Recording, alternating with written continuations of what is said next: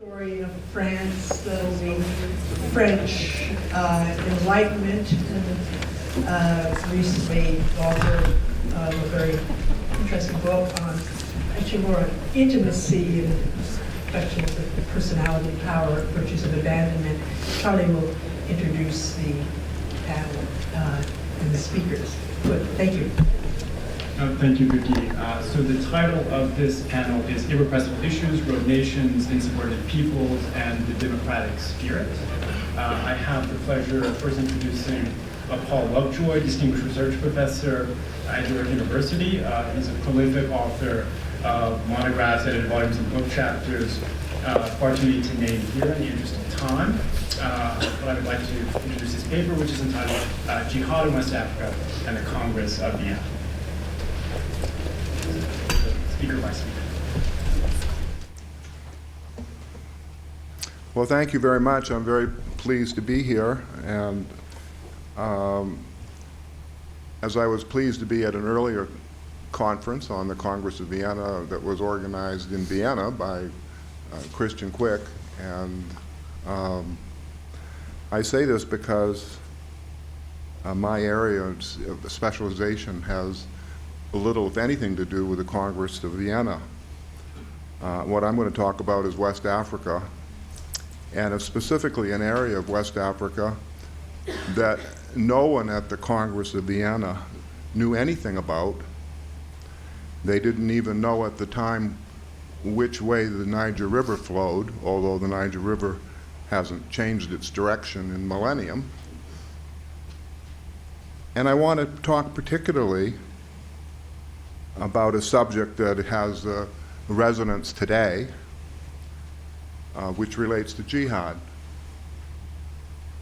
Now, these images from Nigeria, from Boko Haram, are important to my talk because what I'm going to try to do is to explain the history of jihad in West Africa. Indeed, it's the subject of my forthcoming book with Ohio University Press on jihad in West Africa during the Age of Revolution, which goes from 1775 to 1850. But it's important to understand that there's a strong legacy of jihad that is indigenous to West Africa that continues to the present. And our understanding of the current global situation, not just ISIS, but what's happening in Africa too, is really dependent upon a much greater awareness of what a jihad is, what it means, and why certain people, certain Muslims, are interpreting the current situation in the world as a situation which calls for jihad. Jihad, of course, means holy war. But the first holy war was the holy war of Muhammad himself.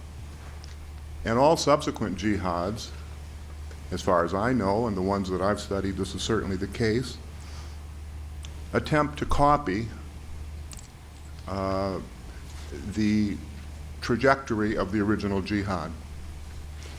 And there are a number of features of the jihad that have to be satisfied ideologically, emotionally, religiously, and in terms of perception.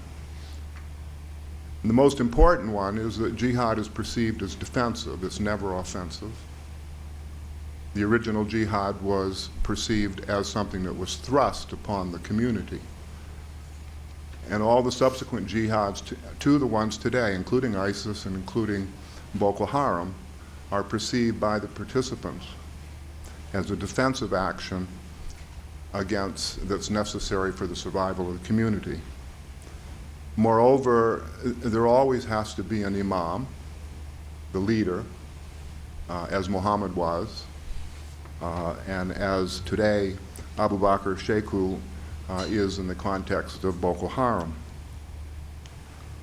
So that there's a whole series of developments that relate to jihad, including a period of withdrawal, where the community withdraws in an attempt to avoid conflict, before a period of actually open warfare which is what we're experiencing today. And part of my talk is really meant to explain why it's not a good idea and it's not very perceptive to call this a war on terrorism. What's necessary is a response to jihad. We have to understand the ideology of what actually we are confronting, in my opinion. Now, how did I get interested in this? Well, I first became interested because of the concept of the age of revolution and the complete unawareness by virtually all scholars except specialists of West Africa, and particularly specialists of Muslim West Africa, that at the same time as the period that's referred to in European history and American history as the age of revolutions, in West Africa was an age of jihad. Virtually the same period in time, 1775 to 1850, was a period that resulted in the complete revolutionary change of government, society, and ideology in West Africa, so that it truly was a revolutionary movement. But it was a movement that had nothing to do with the age of revolutions as understood by scholars of Europe and the Americas.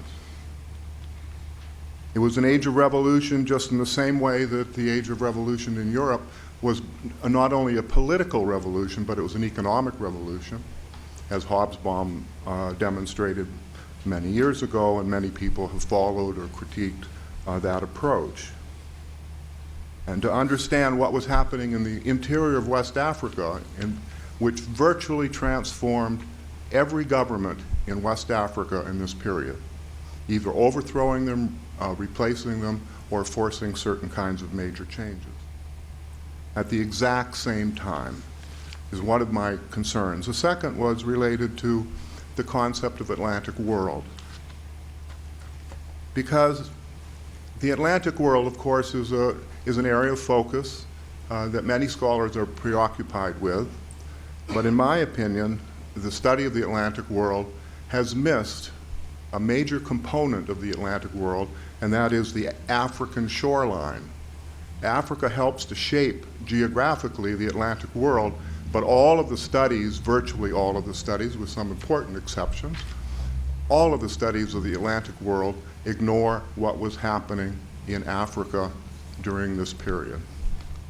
Moreover, the only time that Africans are in fact incorporated into a study of the Atlantic world is when they're enslaved and taken across the Atlantic. Then they're involved in the Atlantic world. But what was going on in Africa? And what I'm going to argue here, and what I argue in my forthcoming book, is the Islamic areas of West Africa took themselves consciously out of the Atlantic world and were not involved in the Atlantic world because of their own decision and their own approach to society, to history, and to economy. So that there was a withdrawal that was related to the fact that the Islamic West Africa underwent a series of revolutions, of jihads, the first beginning in the 1690s, but accelerating especially after 1775, and leading to major changes. A third consideration, which has strongly influenced me, is a preoccupation with the voices of people. In my case, the voices of the enslaved. And so that I'm involved in another project which actually is related to the elaboration of biographical information on people in the 18th and 19th century from West Africa, where we have several sets of data, including several thousand biographies of individuals, including records from liberated Africans that were taken off of slave ships by British Navy, which total over 120,000 people. And we're doing an analysis of these biographies on many levels. This is one particular individual, Mohammed Gardo Bakwakwa, who I, along with Robin Law, have published an account of his life based on his own autobiography, which happens to have been written in Chatham, now Ontario, but at the time known as Canada West. He's one example of how we can actually recover the voices of the enslaved so that we don't see them as slaves, we see them as individuals who go through a series of transformations, one of which involves slavery.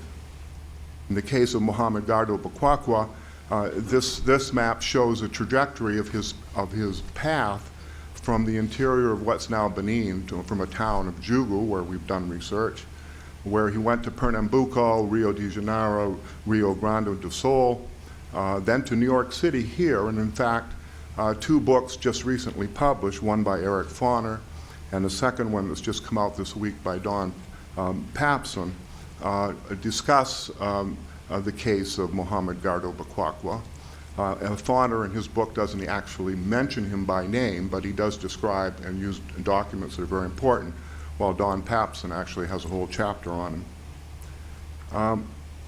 These are the types of individuals that I'm interested in because they help us break down that barrier of seeing slavery as an institution, as a sociological construction, and we can actually see individuals.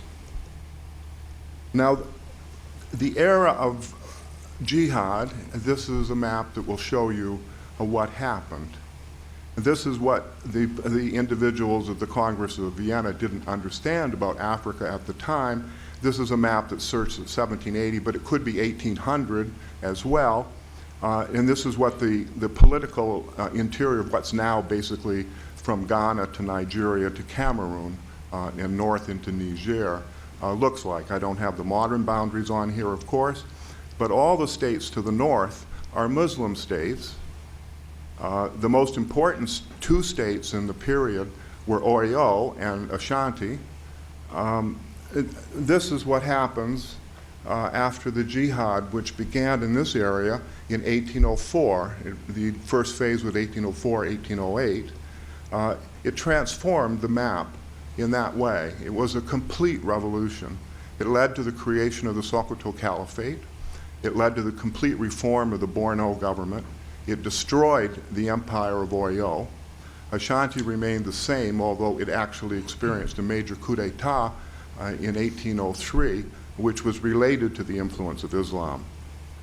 But the creation of the Sokoto Caliphate, which no one outside of specialists of Africa have ever heard of, was the second largest empire in Africa and the largest since the collapse of Songhai in 1591-92. And in the Muslim world was only second to the Ottoman Empire in terms of size, in terms of population. By the middle of the 19th century, it probably had a population of about 10 million people. It was a state that was based on jihad. It was created in jihad. I'll jump ahead from the date of the Congress of Vienna to in the history of the Sokoto Caliphate. The year 1817 was particularly important for a number of reasons. One, the initial leader of the jihad, Usman Dan Fodio, died in 1817. Second, there was a major uprising in the Sokoto Caliphate, where the leadership of the caliphate became much more based on ethnicity than it had been previously. And the Hausa leaders of the jihad were crushed, and it emerged that the Fulbe, who were known locally in this area as Fulani, virtually seized every one of the emirates. There were 33 emirates within the Sokoto Caliphate, maybe 35 sub-emirates under certain of those emirates. It stretched from what we see now, just so that you know, modern Burkina Faso to the Central African Republic, from Niger in the north, almost to the coast in the south. As I said, it destroyed in 1817 was also a crucial year. It was a year that there was an uprising in Oyo among the military. The military of Oyo was mostly Muslim slaves from further north, and they staged a coup d'etat, which led to the gradual collapse of Oyo between 1817 and its final abandonment of the capital district of Oyo in 1835-36. And it was exactly this period which accounts for the massive deportation of people of Yoruba origin, specifically to Cuba and to Brazil. So that what further west in West Africa, the earlier jihads, which were located in Senegal and now Guinea and then in Mali, what we see by 1837 and by 1840 really consolidated is virtually all of West Africa has fallen under regimes that were founded in jihad and which are committed to jihad. Another feature which I want is really crucial in understanding is that these states specifically did not want to be involved in the transatlantic slave trade. And during the 19th century, after the Congress of Vienna, almost as many slaves went to the Americas from Africa as had done in the 18th century. So that the abolition of the slave trade, and it is not the African slave trade, as has been mentioned here a couple times, it was the European slave trade. Because the African slave trade, if we're going to talk about geographical areas, the British had nothing to do with at this period, with the ending of slavery or slave trade within Africa. It was only aimed at the transatlantic, and indeed in the 19th century, it wasn't even European. It was a slave trade that was carried on almost exclusively from Cuba, from Brazil, and many of the people who owned ships and invested in the slave trade were Americans from New York, from Baltimore, from Boston. So that to understand what happens in the 19th century during the illegal slave trade, it really is not an African trade. But the significance of these statistics, which are indeed estimates, and they're estimates because we only have them from the end of the 19th century, is that the slave population of the jihad states of West Africa was virtually the same in terms of its scale as slavery in the Americas during the 19th century, and greater than it had ever been in the 18th century in all of the Americas combined. And so that Dale Talmage, in particular, has developed the concept of second slavery in the 19th century, where he focuses specifically on Brazil, Cuba, and the southern United States, showing that in this period of revolutions and so on, nonetheless, the scale of slavery not only persists in the Americas, but indeed expands. Hence, he calls it the second slavery. But what Talmage hasn't noticed, although he does now because we've talked, is that at the same period in time in the jihad states, we end up with a slave population that is as great as it is in the Americas, and while only approximately 2% of the slaves that went to the Americas in the 19th century came from these areas, in fact, in reality, from a demographic perspective, this area could have supplied all the slaves to the Americas, but consciously did not. They kept slaves within their own territories. They developed slave plantations. They developed local economies, which led to a second slavery in West Africa. Places like Kano, here's a drawing of Kano City in 1850. Kano today is a city of about 4 million people. At the time, Kano was nowhere near that large, of course, but it was surrounded by, within a radius of 40 kilometers of Kano City were another 40 towns that were walled. The whole area was made up of slave plantations who were growing cotton. They were growing various types of grains and various other commodities as well, including tobacco. And indeed, one of the most significant dimensions of the jihad movement was the tremendous urbanization of the Muslim areas of West Africa, so that there were hundreds and hundreds of towns in this area that people at the Congress of Vienna didn't even know about. And in this particular area, one of the things that I wanted to emphasize is not only the development of the plantation sector based on slavery, but also the development of a textile industry which virtually clothed all of West Africa and indeed parts of North Africa. In the Kano area, in this area around this particular city, there were probably in the order of 50,000 people who were employed in the textile dyeing industry at locations where there were 15,000 dye pits, some of them so that there were 40, 50, 60 dye pits in one location. The only thing that made them not look like a factory is they didn't have a roof over them. But it was a factory level production. The level of leather production in terms of shoes, bags, and all things like that was enormous for an internal regional economy within West Africa. This type of urbanization, this type of investment in slavery, at the same time that you see economic change of significant measures in Europe, at the same time that you see a second slavery in the Americas, my point is because of the jihad movement, the same thing was happening in West Africa. Now, there were some minor, one significant and some minor spillovers from these areas, despite the deliberate and conscious withdrawal of this area from the Atlantic world that did spill over into the Americas. The most well-known one is the uprising in Bahia in 1835, which is actually the same year as the final collapse of Oyo, which was a Muslim uprising that was crushed. It was potentially far more significant than what actually happened. First of all, it was an urban uprising. Second, it had tremendous links into the countryside. And if the rebels actually had been successful and taken the police station and one military fort, they would have gotten arms. Their intention was to create a separate state within Brazil, a territory that was for Muslims. They were crushed. It didn't happen. But nonetheless, it is not something that was related to the French Revolution. It was not something related to Saint-Domingue. It was not something related. It was related to the extension of jihad into other areas of the world. But there were other examples that have been mostly overlooked. One is the story of Muhammad Kaba Saganugu in Jamaica, who arrived in Jamaica in 1777 from a place near Fouta Djallon, which was one of the jihad states in what's now Guinea.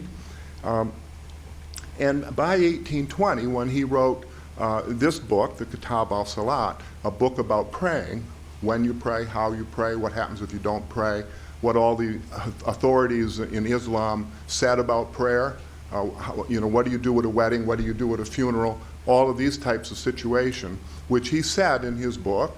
He says, I'm writing this down because I'm losing my memory. He had no access to any of this historical texts that Muslim scholars drew on, but so he wrote this book. He lived on a coffee estate in Manchester Parish in Jamaica from his arrival in 1777 until his death in 1845. His two of his sons were executed after the Christmas uprising of 1831-32 because they were implicated in that uprising. Muhammad Kaba Saganugu himself came from a tradition within Islam in West Africa that was anti-jihad. He came from a Saganugu clan, the Kaba family, in which they were specifically opposed to jihad. So there was a transformation within his own family. I estimate in the late 18 teens, he was the head of a community of Muslims in Jamaica of about 1,000 people, previously just unknown and not studied at all. They eventually had to hide their Islam. They all became Moravians, and the family, in effect, lost its Islam within 2 generations after that. But nonetheless, here is his testimony. Or this extremely important and interesting individual, Muhammad Ali Said, or Nicholas Said. He was taken as a slave, pictured here in a Union Army uniform, because he fought in the Civil War here. Muhammad Ali Said was taken across the Sahara as a slave. His father actually was an extremely important general, Barka Ghana, who was one of the 2 highest-ranking generals in the army of Borno.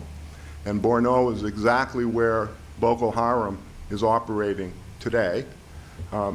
He was taken across the Sahara as a slave. He was eventually sold, just before the Crimean War, to a Russian noble who took him to St. Petersburg, where he earned his freedom and also got the name Nicholas, and traveled across the Atlantic as a free man and enlisted in the Union Army to fight, to help liberate people of slave status in the United States.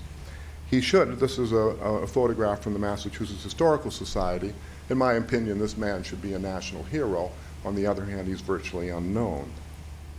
So the point about jihad in West Africa from the 18th century to the 21st century is that there's a continuous tradition. It's not an influence of Al-Qaeda or anything from the Middle East. It's an indigenous tradition that has continued to the present.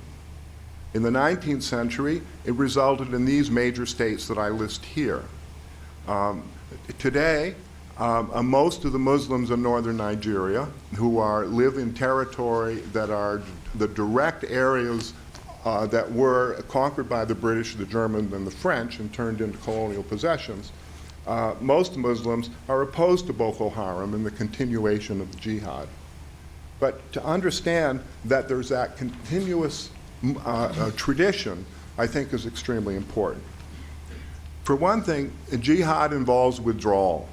As the name Boko Haram itself means in Hausa, it means that Western education is forbidden. They don't want anything to do with what they perceive as Western. They want that withdrawal. Furthermore, and this is a really serious problem when we consider how do we negotiate, how do we deal with ISIS, how do we deal with something like Boko Haram? Well, we can't. That's the problem. And that's why calling them terrorists as such doesn't help, because jihad doesn't stop. They are committed to an ongoing war until they conquer the world or until the world ends. And that's what jihad stands for, and that's what it has stood for all along. And so that means that in terms of our own, how do we deal with this situation, how do we deal with this crisis, we have to do much better at trying to understand exactly what the motivations of people are, where they come from, and why they're doing what they're doing. And one of the reasons they're doing what they're doing is they're against corruption, they're against the types of things that every state is doing, which is try to stop them. So American intervention, this doesn't work. I'm not trying to give you any answers as to what would work. I'm just trying to explain why the types of phenomena that are going on are indeed going on.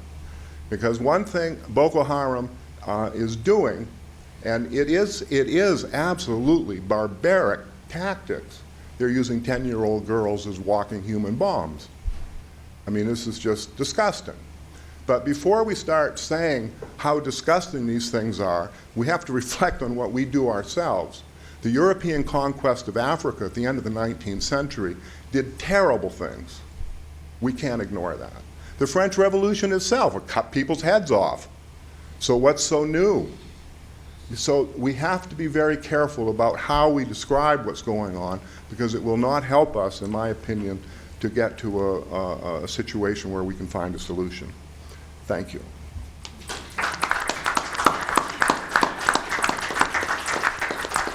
Thank you, Professor Lovejoy. Our second speaker is John Davis, a distinguished professor of modern Italian history at the University of Connecticut. Among his many publications include a monograph on the social and economic history of Naples in the wake of the Congress of Vienna, and also a study of the fate of Naples during the Revolutionary and Napoleonic Wars.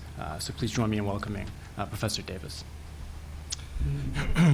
Thank you very much, and let me thank Victoria Di Grazia and the organizers for giving me the opportunity to take part in this conference. It's a little off my familiar territories, but I have recently, the last few years, working out from my own work on the liberal revolutions in Naples and Sicily, 1820 to 1821, become more and more interested in the broader dimensions of those movements, particularly the links with Spain, but links that in fact take us across the Atlantic for reasons that Christian Zweig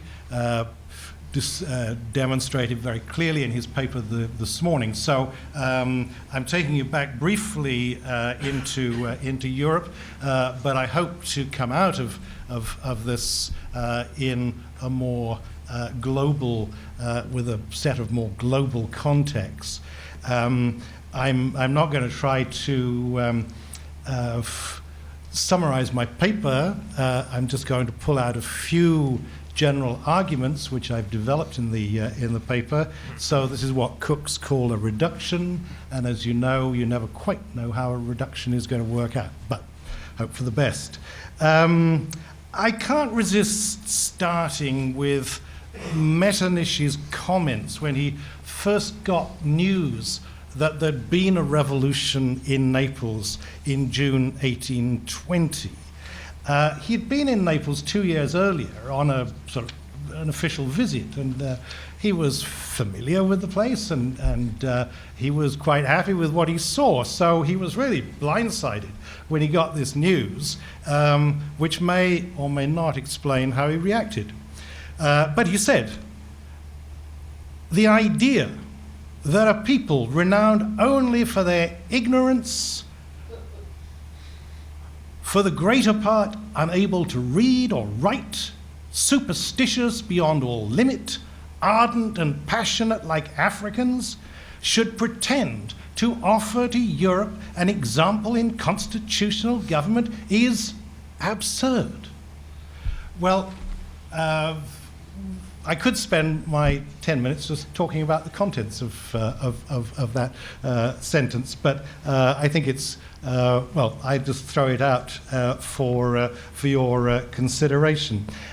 In terms of the Congress of Vienna and counterinsurgency, the fact that not only the Austrians, but all the diplomatic representatives in Naples in June 1820 were taken completely by surprise doesn't suggest that, at least when it came to the further extremities of Europe, that intelligence systems were very effective. And indeed, one way I think of looking at these revolutions that I'm going to be talking about would be as an exercise in mutual misunderstandings, incomprehensions, and generally a failure of communications. Okay, I'm not going to get you too deeply involved in the details. I'm going to use the Spanish historiographical term, the trienio liberale, because it very conveniently brings this rather messy chronology together. The revolutions started in the spring of 1820 in the form of a military pronunciamiento in Spain, resulting in the reconcession of the Constitution of Cadiz, which had originally been imposed on the Spanish king, Fernando VII, in 1812, abolished at the time of the Restoration, and then reinstated in April of 1820. From there, the movement jumped next to Naples. Took the same form, began as a military pronunciamiento, resulting in the concession of the same Spanish constitution by the King of Naples. Subsequently, it was adopted in Sicily, and then a year later, very briefly, in Piedmont, following another pronunciamiento in the Piedmontese army. 1821, the Austrians, as you know, sent an army to Naples, brought the revolution to an end. 1823, the famous 100,000 Sons of St. Louis, to the acclaim of Chateaubriand, and the French ultras went in to destroy what at that stage was left of the Spanish Revolution. So it started in Spain, it finished in Spain at 3 years, but in that period, the Constitution of Cadiz attracted extraordinarily wide interest and attention. It was taken up, discussed pretty much everywhere in in Europe, in Poland, the mutiny in Moscow in 1820 that Mark Jarrett mentioned this morning was thought possibly to have been inspired by it. The Decembrists in 1825 appealed openly to it.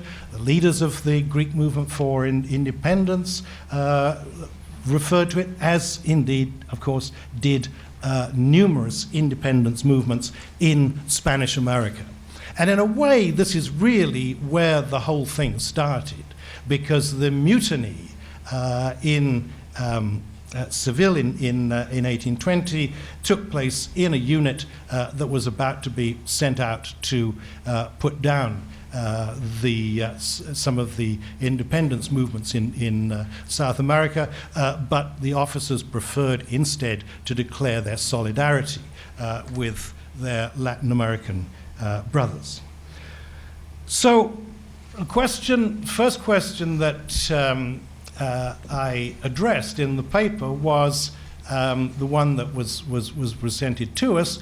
Was this trienio liberal a conscious response to rejection of the Congress of Vienna and the settlement? And I think the answer to that is fairly clearly no, for the simple reason that in 1820, most people didn't really know what the Vienna settlement was, apart from those who had been most directly involved. Again, as Mark Jarrett has pointed out, so many of the protocols were secret and were not divulged. It's actually only in the course of the revolutions of 1820 to 23 that their content and their implications became apparent. I would argue that, like the Congress itself, the liberal revolutions of the trienio were shaped by the experience of Napoleonic empire and by the experience of the Napoleonic wars. And in particular, the bonds that resulted from this, or a sense of sympathies between southern Italians, Spaniards, Portuguese, and to a lesser extent the Piedmontese as well. Why, though, should this Spanish constitution provide a focus for so many disparate groups of discontented people in these states?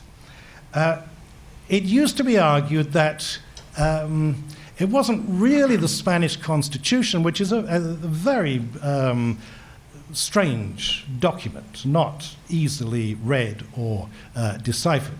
That it wasn't so much the Constitution as the image of that Spain had acquired through the popular resistance to Napoleonic France. And that the Constitution of Cadiz became a sort of metaphor for that resistance. And that, of course, linked these revolutions to a sense of nascent nationalism. What are those terms we use? Embryonic, precocious, whatever.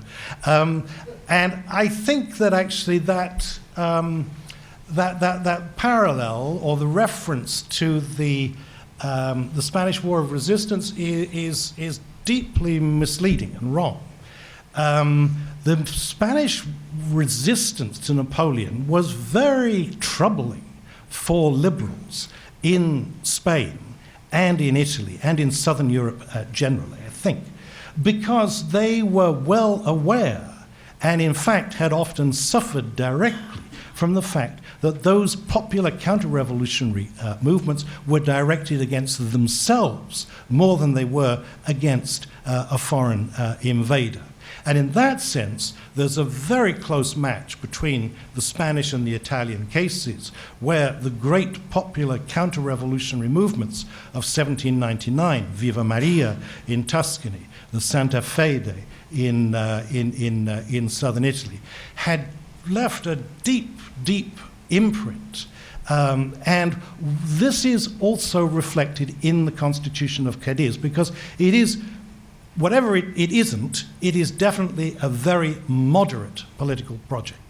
It was not seeking to remove the monarchy. It was seeking to establish a constitutional regime around the existing monarchy. It was deliberately phrased in ways that would avoid any wider popular mobilization. And that was one of the constant concerns of the revolutionaries once things started.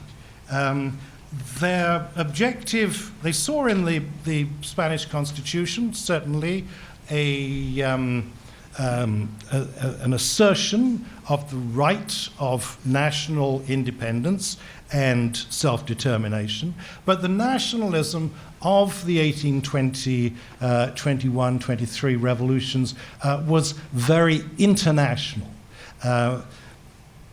Vicky de Grazia's student Dominique Ryle has used the phrase nationalism before the nation in an excellent study of nationalist thinkers in the Habsburg Empire in the period from 1815 to 1848. And that really fits the way in which nationalism was understood in the Trienio Liberal, and understands why, explains why there was this strong element of belief that liberals in different parts of Southern Europe could work together and even extend hands across the Atlantic to their counterparts in Spanish America. Another very important feature, I think, of the Constitution of Cadiz is that it explicitly challenged the Napoleonic model of centralized, autocratic, bureaucratic power. And it was a reassertion against centralized power of local power, of traditional Spanish fueros. But these were principles that resonated equally strongly in Italy, at least in the Kingdom of Naples, and in the Kingdom of Savoy.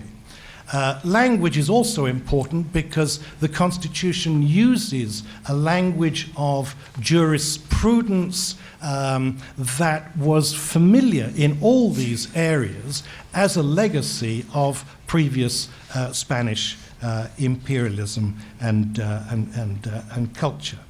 So I think there were some substantial common features, let's say, in the Trienio Liberal. It's also curious in a number of respects.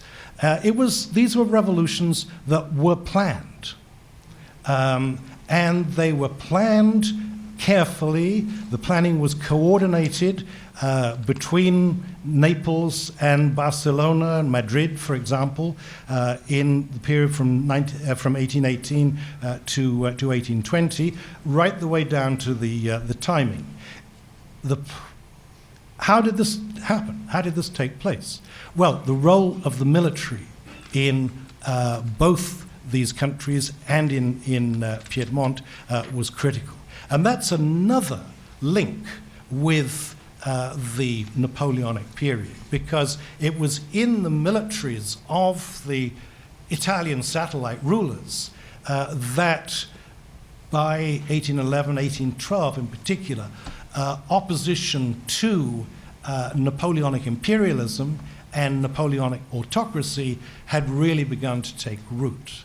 And that then spread out more widely through the secret societies, in particular societies like the Carbonari, which existed both within and outside and were an extremely important chain of communication and indeed organization. Now, unfortunately, that we don't have for Spain or for Italy a modern study of the secret societies comparable to Alan Spitzer's book for France. And I don't think there ever will be one because,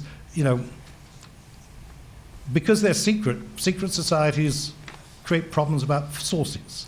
And the sources that do exist tend to be extremely unreliable. But the evidence of these revolutions suggests that the secret societies were very far removed from how Metternich and his colleagues viewed them.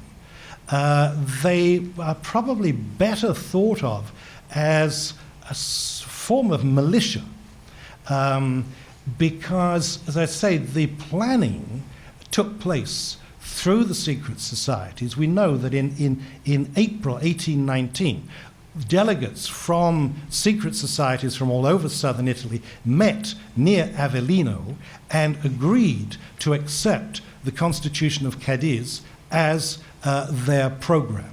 And it was the same groups that coordinated with their colleagues in Spain. It is very, very unusual in the history of 19th century revolutions that they are planned, that they have a single program, and that they succeed, at least at first. But all of these things happened, as I said earlier, to the surprise of Metternich above all.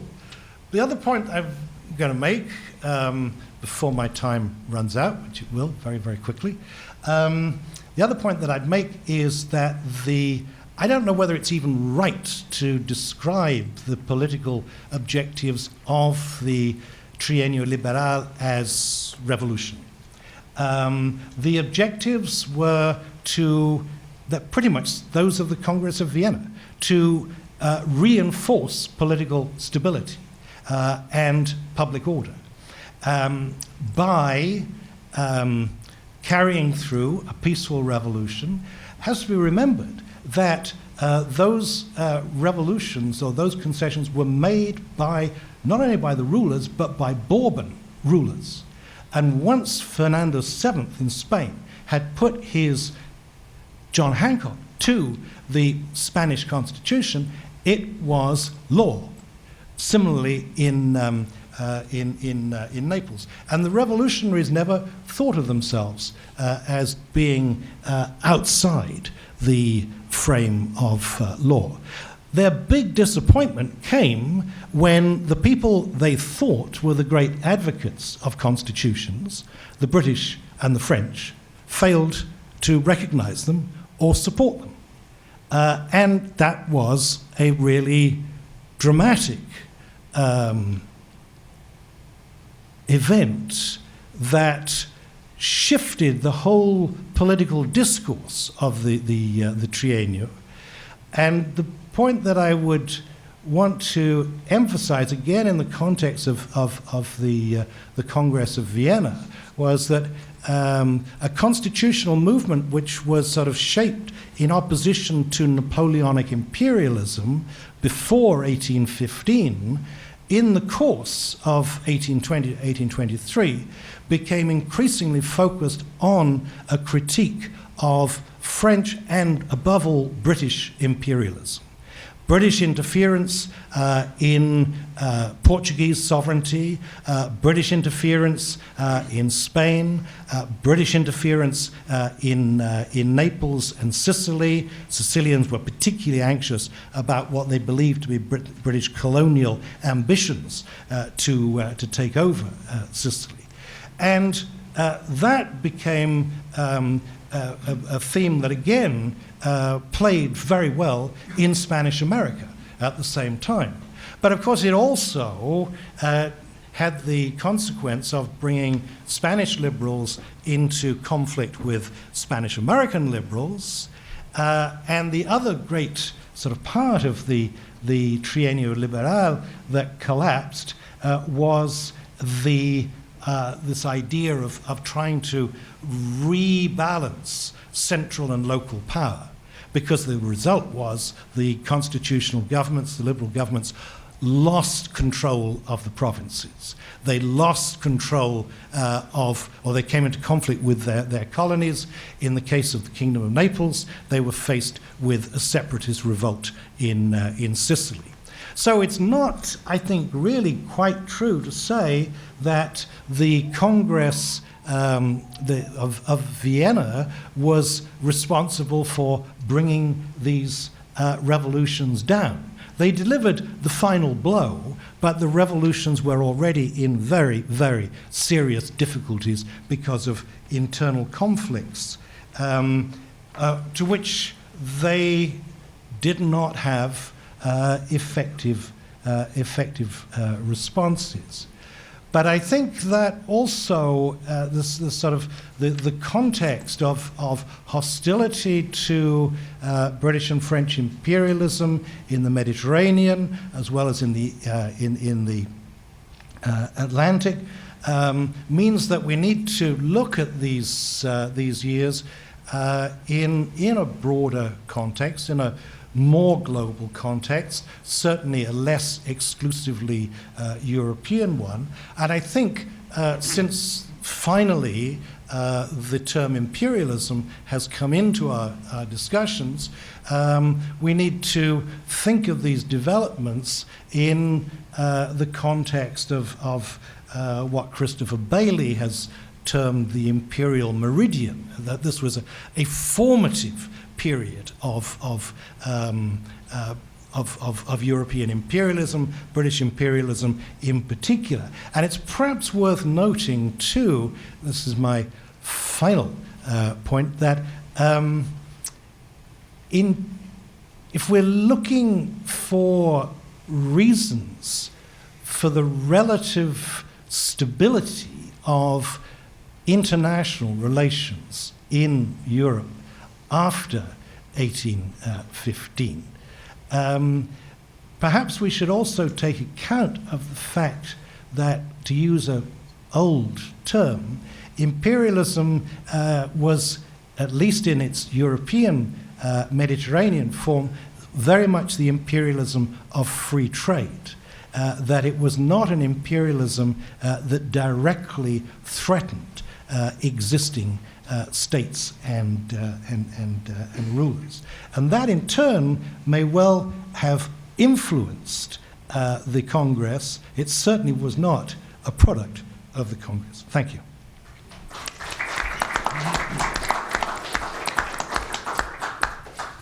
Thank you. Our third paper is from Patrick Geoghegan, Professor of History at Trinity College, Dublin. He has written works on Irish political history at the turn of the century, as well as a historical biography of Daniel O'Connell. His paper today is entitled From Mass Mobilization to Terror Tactics, Irish Responses to the New Security System.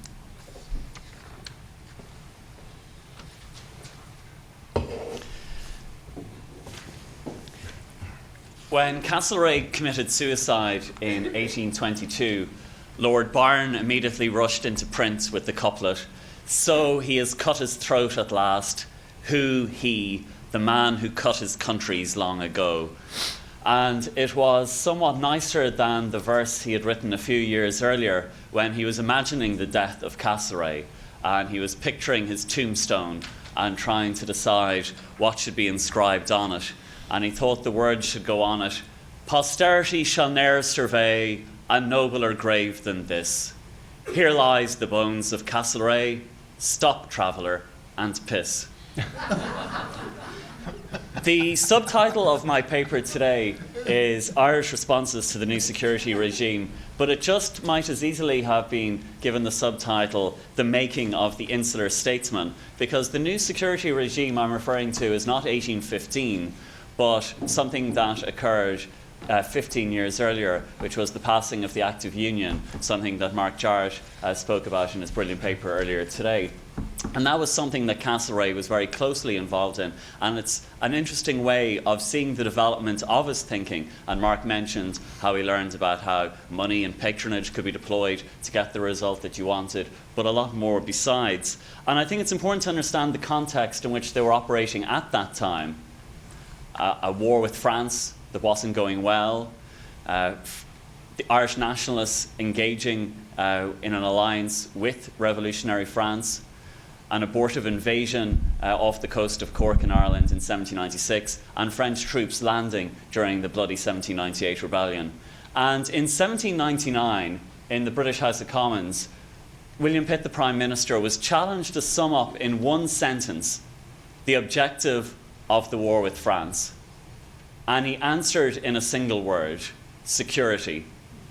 And that was also the objective then with the proposed Act of Union, to abolish the Irish Parliament, rule directly from London, but use that as a unifying security mechanism, creating the United Kingdom of Great Britain and Ireland, but giving Catholics full emancipation within that.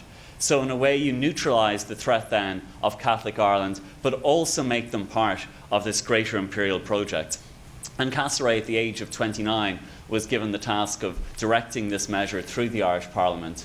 And towards the end of his life, when Castlereagh was thinking about writing his memoirs, he joked about how whenever he was given a job, it suddenly became the most important job in the empire. He became Chief Secretary in Ireland just in time for the rebellion and the Act of Union. He became War Secretary in time to put together the huge, vast coalition to defeat Napoleon. And then he became Foreign Secretary just in time for all of the peacemaking at Vienna. And when he was thinking about what the Union meant in 1801, he said that the Union was an opportunity to develop a system without hazarding the powers of the state itself, which might be best calculated to disarm the hostility of those classes in the community who cannot be got rid of and must be governed. So in a way, the Union was an attempt to create a concert of the United Kingdom to resist the progress of the national idea in Ireland by giving full emancipation, full civil rights to the Irish Catholics, but making them part of this new system and allowing that mechanism created by the Union to govern Ireland effectively. John Bew, whose magisterial biography of Castlereagh came out a couple of years ago, has said that Ireland was the crucible of Castlereagh's political thought.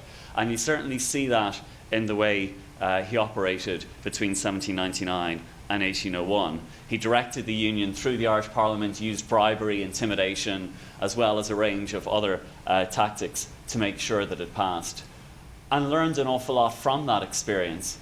But the Union failed in the way that he had designed it and the way that Pitt had designed it, because as soon as they tried to accompany it with emancipation in 1801, the King George III resisted. He went insane again.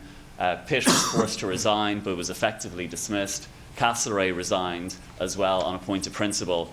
And so it never became the measure that it had been intended to be. So what you actually see happening in Ireland in the 2 decades leading up to the Union was a period of politicisation in Ireland.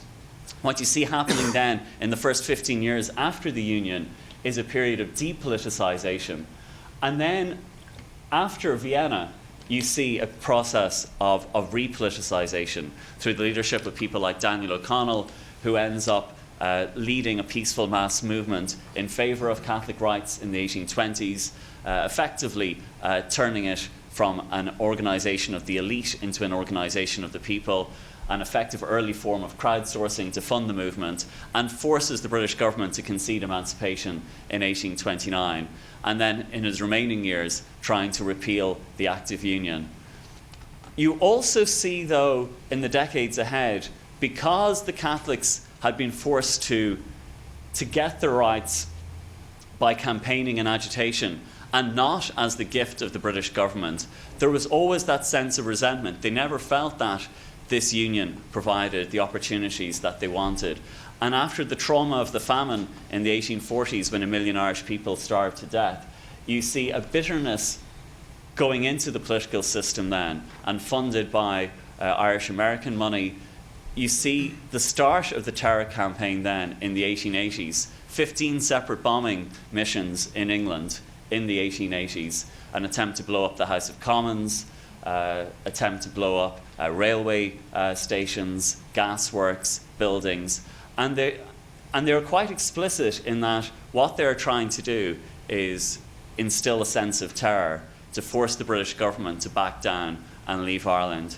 And a lot of the bitterness that gets put into the political system in the later 19th century, you can almost trace back to the failure of the Union to do what Pitt and Castlereagh had intended it to do at the time. So for Castlereagh, the Union was this Alexandrian solution to the complex problem of Ireland. How do you get the Catholics on side when they comprise 8/10 of the population, but doing so in a way that they will not either look for full independence or they will not try and form a major alliance with France. And the Union seemed to do that by creating a system where you could address these complex issues by making Ireland part of a much wider system. And it's interesting that Castlereagh's key aides at Vienna were all veterans of the Union, especially his closest advisor, Edward Cook, who was the person responsible for dispersing all of the Secret Service money that was used illegally in Ireland in that period. So the Union was this attempt to create a new system of political security in Ireland, balance the competing powers and interests, and contain nationalist feelings within a broader security framework. It failed, and Castlereagh's reputation never recovered in Ireland. Castlereagh then, now, even with attempts like John Bue's book to rehabilitate him, Castlereagh is still the bloody Castlereagh of legend. There is a wonderful conference here in Colombia on Vienna. There are no conferences in Ireland planned for this year on the Congress of Vienna. Castlereagh is still the hate figure who crushed the 1798 rebellion, who brought in the Act of Union through bribery and corruption. There is a poem that was taught in Irish schools up until the 1960s that had the lines, "How did they pass the Union?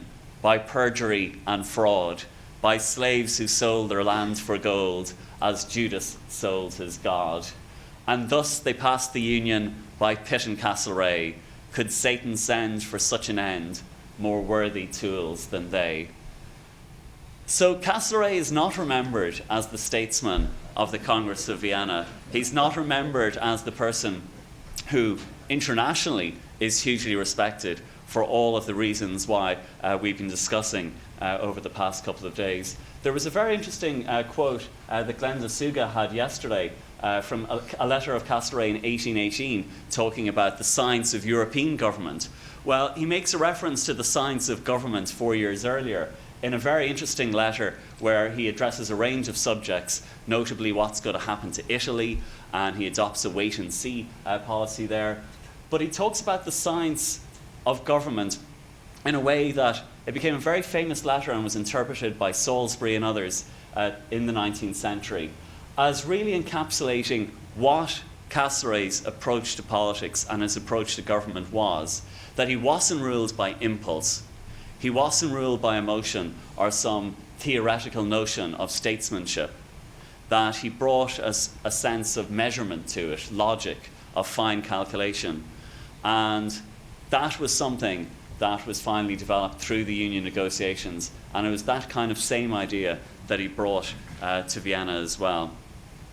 Because the union failed to understand nationalist sentiment in Ireland, it did fail to achieve the objectives that Pitt and Castlereagh had intended, and I think for that reason the union from the very beginning had committed suicide.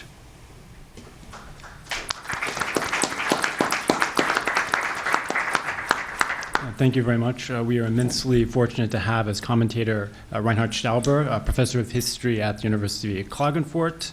He's published widely on the political, religious, cultural, and economic history of Bavaria, of Austria, and Italy in the 19th century. So I cede the floor to him. Thank you. Well, the invitation said the task was to knit together the presentations of a strong group of presenters, of speakers. I was and I am not sure whether I can cope with that task. I'm just starting over with some observations on the papers we heard, I read, and then give you some attempt of knitting in the second part. Well, Paul Lovejoy has set out to take us away from a Eurocentric bias, as he had to, and shown us an African parallel to the revolutionary change of the epoch of revolutions in Europe, a change in Western Africa, a change of borders, of societies by means of war, by means of jihad, especially talking about the erection of the Sokoto Caliphate in the years around 1810.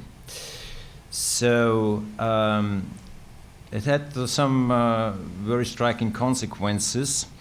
West African experiences an intensification of slavery with the Sokoto Caliphate. There is an intensive economic change also. We saw the slide of the fabric, so-called fabric, and it affected forms of slave resistance in the Americas. And after all, it is a story of empire building, it seems. You mentioned it as a sort of, we are going, I'm going to reflect on this later. The story of empire building seems to be a key for me to understand the 19th century, the beginning of the 19th century better. John Davies talked about revolutions in the Mediterranean on 1820 to 23. So, there's revolutions searching for constitutional solution of the challenge to create stability, to create a stable political order, in this cases on state level, not on the international level, but the scope was the same, he argues in his paper, as was that of the powers at Vienna to create stable political orders. Role model for that should be the 1812 Constitution of Cadiz.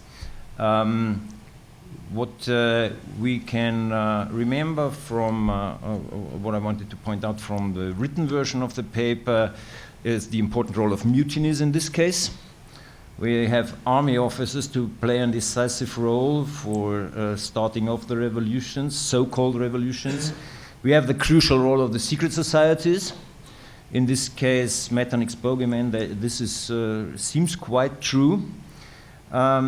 We have the importance of pouvoir intermédiaire, the structures of local government and of regional diversities. They had pointed out, and we have a constant fear, I think that was interesting, of any form of popular mobilization. So then that was in 1820, 1823 with its, as you said, moderate political aims. It was, I think, not about the nation, even if Mazzini did say so later on, that it was about nation. It was not. It was an example for nationalism, certainly before the nation. Patrick Geoghegan described the United Kingdom of Great Britain and Ireland of 1801 as a concert, especially as seen by Castlereagh. Poor guy is worse off than Metternich in Austria, with all the quotations you brought. So as a concert, and that means also possibly, I'm not sure about this, first question maybe, as a sort of a parallel to the Congress system itself. Also in its aim to create a system of security, in this case of state security, not of international, but international security, taking its very start from the challenge of foreign politics, that is the rebellions in the 1790s, that is to remove Ireland as a possible ally for revolutionary France. The aim was to create allegiance, loyalty of the Irish population. In the end, it turned out to be a failure because it couldn't address the religious, political, and social problems of Ireland in an appropriate way in the 1820s and until the 1840s. So the talks addressed, this is some modest attempt of knitting here, I think world regions on a middle scale, not global, but in any case transnational. I think this is a very interesting field for doing continuing research on the Congress period to identify, let's say, regions on a meso level, to study the intertwining of local and international issues. All the talks addressed the problem of creating stability and maintaining order, of enforcing rules of behavior, and operating security frameworks. And they all addressed, I think, more or less, the crucial point of empire building. And let me conclude my comment with 3 observations on intervention, on integration, and on empires.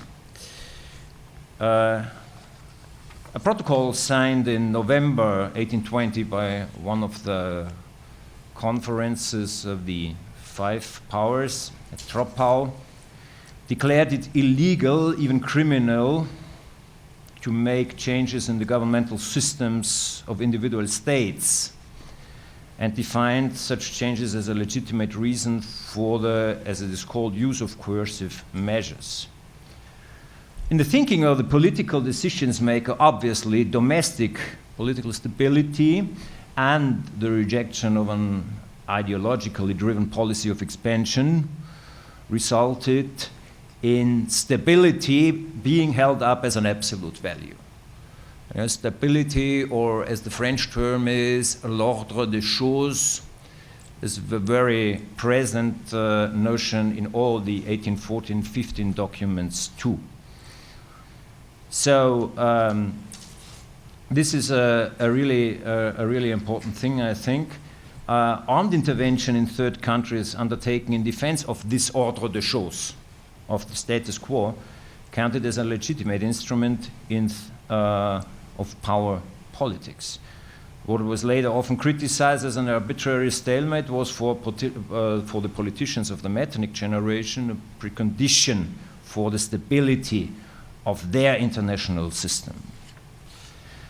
Then let me just a second, a brief remark is Europe as a system of political and legal regulation as it began to emerge in 1814-15 needed institutions and instruments to make it work as a space of shared political responsibility.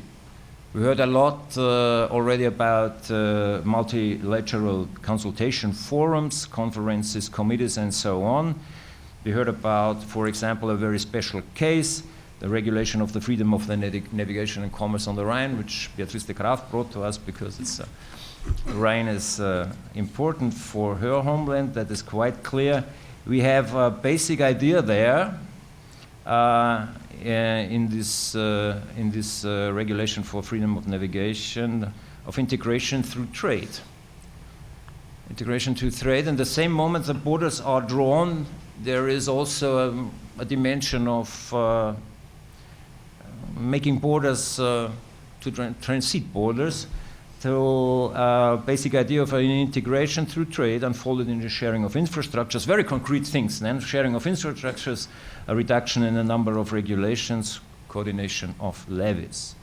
And just to add this point, in addition to diplomacy and legal regulations, money markets and capital streams were a regulating, connecting factor in Europe. They have been, think of the significance of London as a financial center in the Napoleonic Wars. They have been, and they are to be in the 1820s. That's quite clear.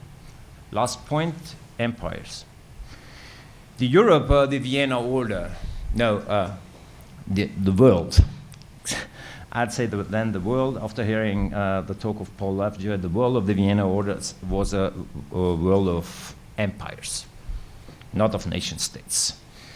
Jürgen Osterhammel, in his great book on the 19th century, says, I think he's right, 19th century was a century of empires, not of nation states.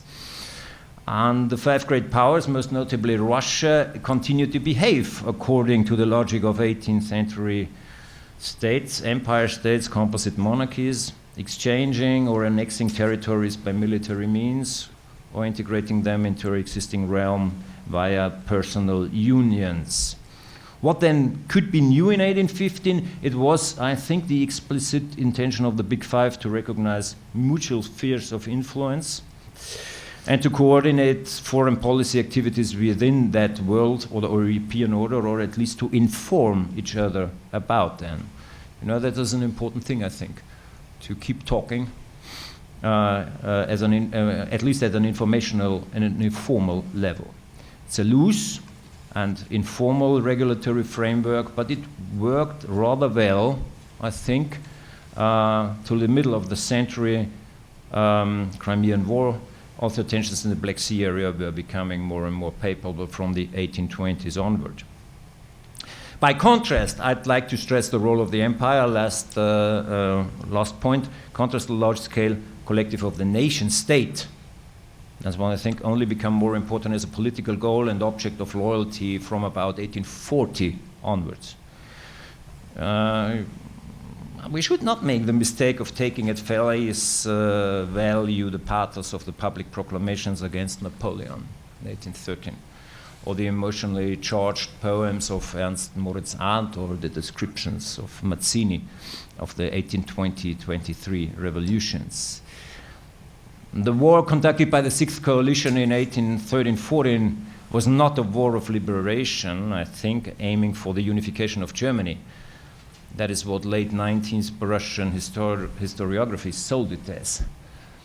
But this is a very good example that the nation state in Germany was created from above, not from below.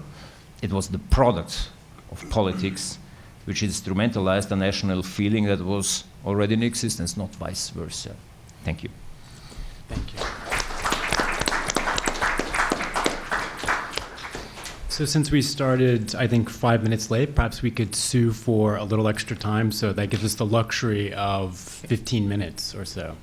So I think what we'll do is have several questions at once and then give the panelists an opportunity to respond. Thank you very much for the very interesting talks. I appreciate it a lot. I would have two questions. The first is to Paul Lovejoy. It is not very clear for me, what do you call this jihad for the early of the 19th century? Did it have a dimension of a holy war, or it is just because it was war to cure? And my second question is to John Davis. I'm wondering about the pattern of those revolutions. So who's organizing them?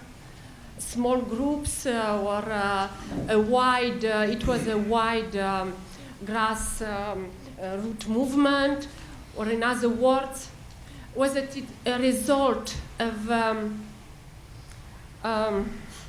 destabilization operation, or just spontaneous uprising? Thank you.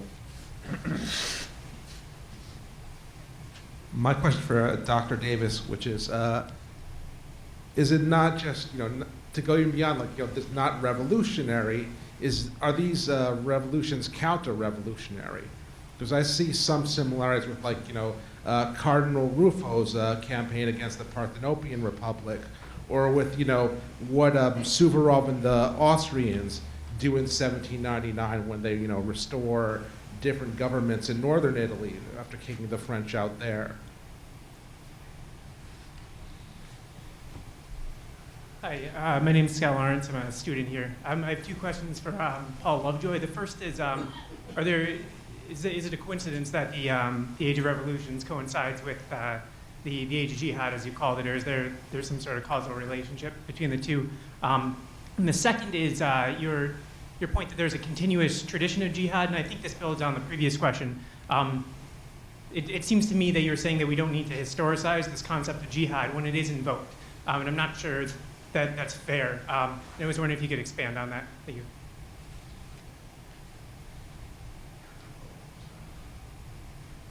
Professor Lovejoy,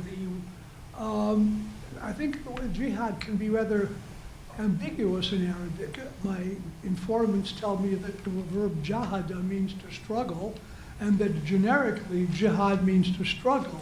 It only means holy war when the context indicates it. And in some situations, this could be rather ambiguous and depend how you want to interpret it.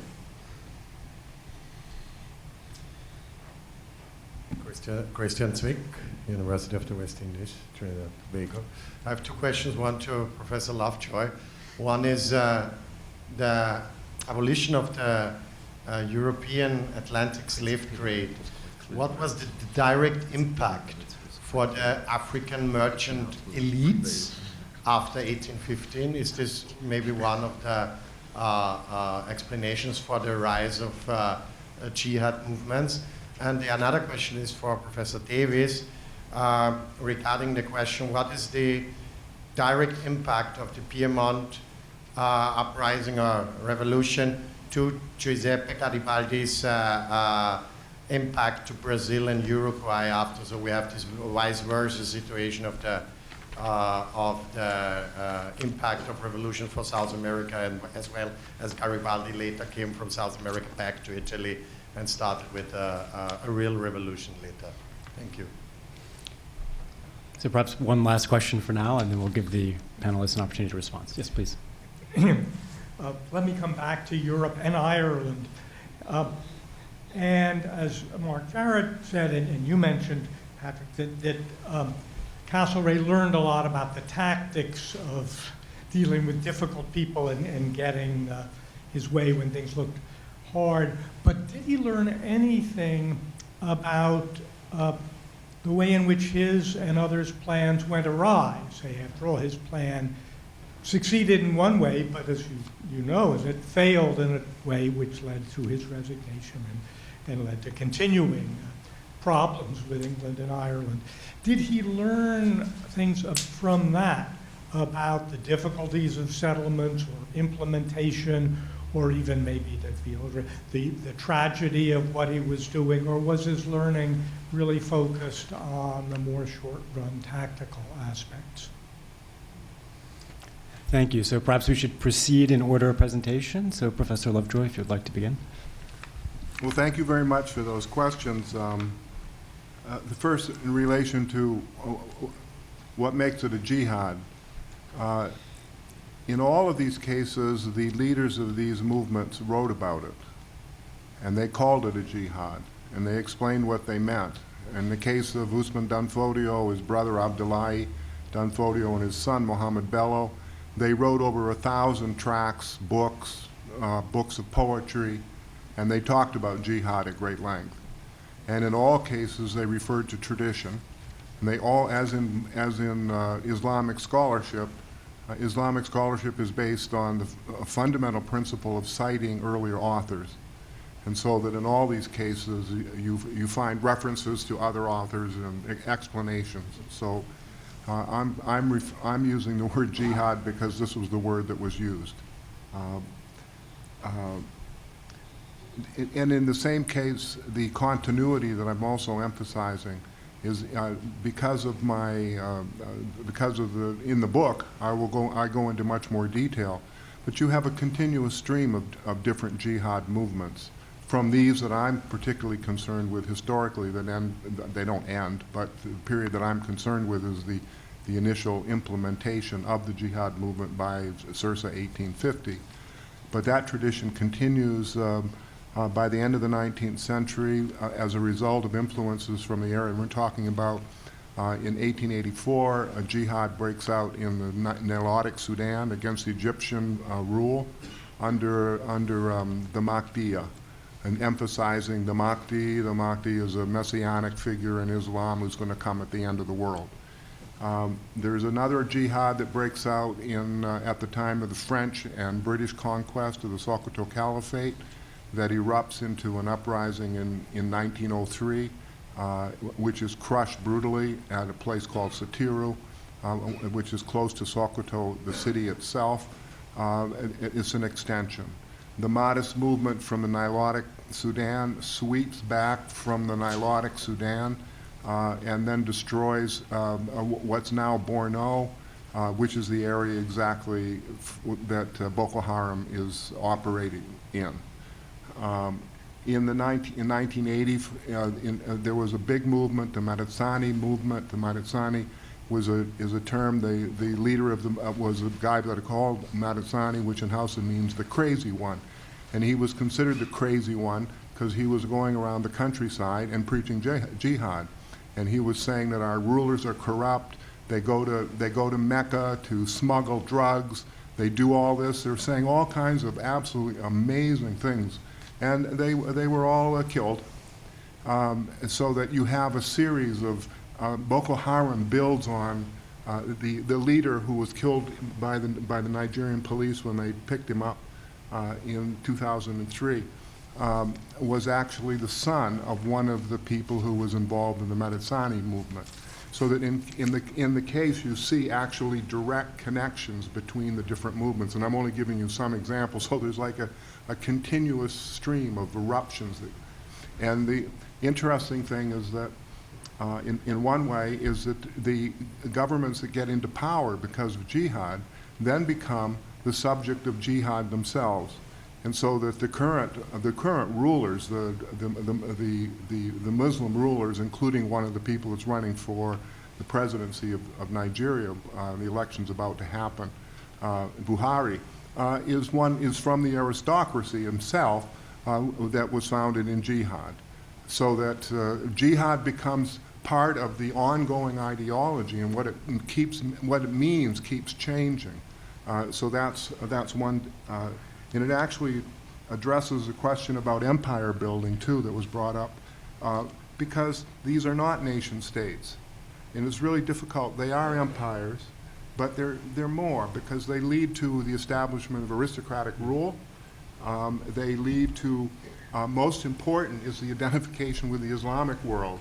And so that you see a pan-Islamic conception, which is fundamental to the movements. And how the movements are actually organized in these cases is on the basis of allegiance to a particular Sufi brotherhood.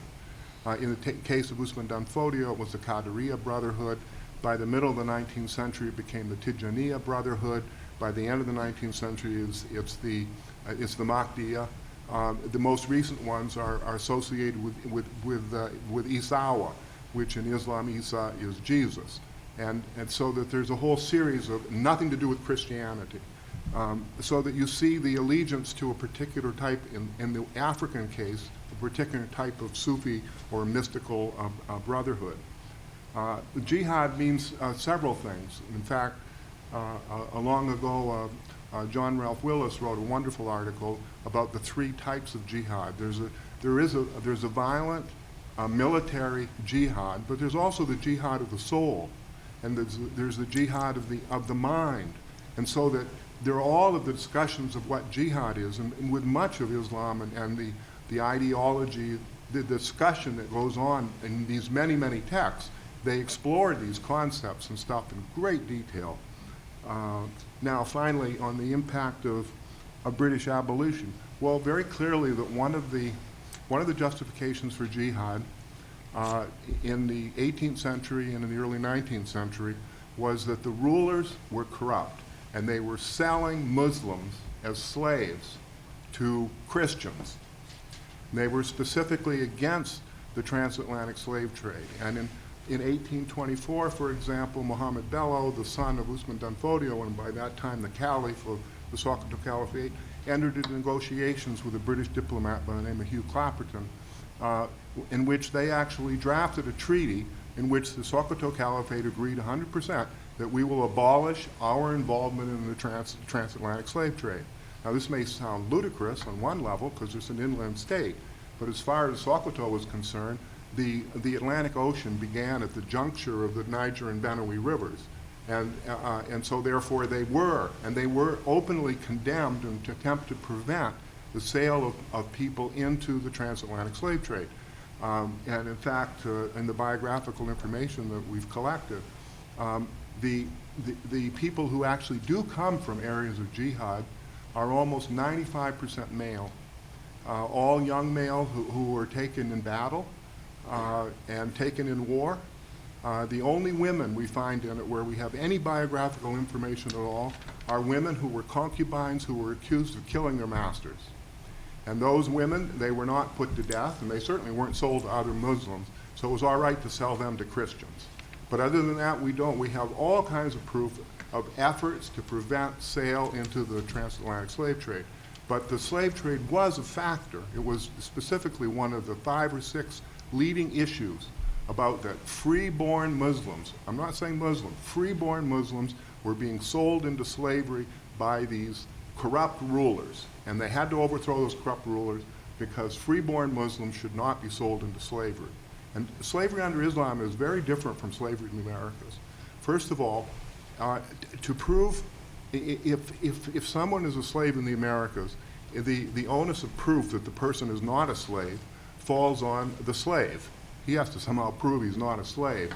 Under Islam, if someone says he, and it's almost always a he, is a freeborn Muslim, it's up to the master or the merchant to prove that he's not. And so it's a reversal in terms of where proof comes from.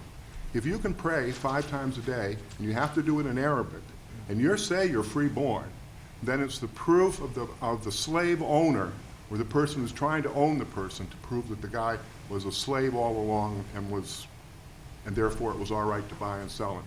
So the issue of legitimacy and slavery was a fundamental one in these states, but it was not an anti-slavery movement. It was an anti-enslavement of freeborn Muslims that was the factor. Please. Right, let me try to be telegraphic. Stella Gervas asked me whether the revolutions were spontaneous. They have this common theme with the Constitution of Cadiz, but the actual course of the revolutions in each of the different places is very, very different. However, there is really no sign of spontaneity. And the people who were trying to get this constitution wanted at all costs to avoid, as I said before, any sort of initial popular involvement. But what is then curious is that in the Kingdom of the Two Sicilies, they created a national parliament, and they spent the whole of the summer throughout the provinces organizing elections of delegates on the basis of manhood suffrage. These are areas which are sort of constantly exploding because of social tensions and so on. As far as I've been able to work out, there were no uprisings, and I think it is partly because this revolution was policed by the secret societies, which I think, as I said before, in terms of militias. So at that level, the terms of success and failure are problematic, aren't they? But I mean, I think that the really big issue facing these liberals, apart from their limited autonomy, were local regional tensions, and they couldn't find a solution. The alternative, the return to absolutism, provided a temporary solution, but one that was not going to last. Were the revolutions counter-revolutionary? No, I think the answer is just no, they weren't. They were hedged around by the fear of counter-revolution,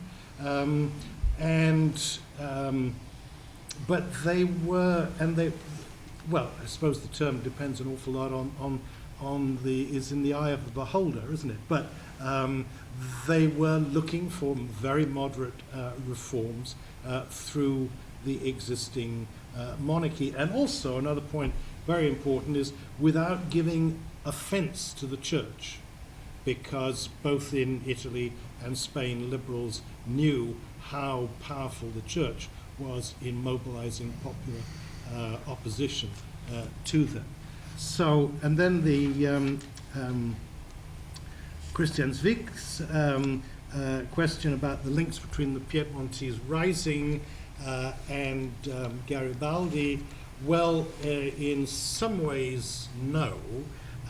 In other ways, of course, the Piedmontese annexation of Genoa was what turned Mazzini into a revolutionary, and that was what fired up Garibaldi. But Garibaldi raises some very interesting questions in terms of the spin-off, the after effect of these revolutions, which again varies so much.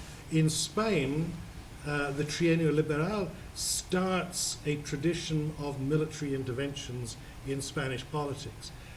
The Italian revolutions start in the same way, but the militaries never play a part in subsequent Italian revolutions, at least not initiatives.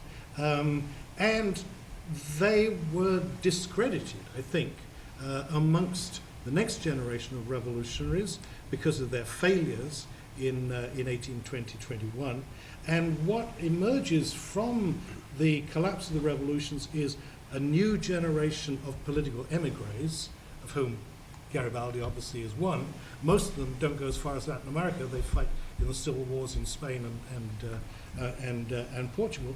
But the new Garibaldi is, and Lucy Ryle is very good on this, is consciously fashioned by Mazzini as a non-professional soldier. So he has all the manly, warlike, warrior-like qualities, but he's not wearing a uniform. So the connections are not very direct. Professor Geoghegan. The question of whether Castlereagh learned from his failures is an interesting one. I suppose you could argue it both ways.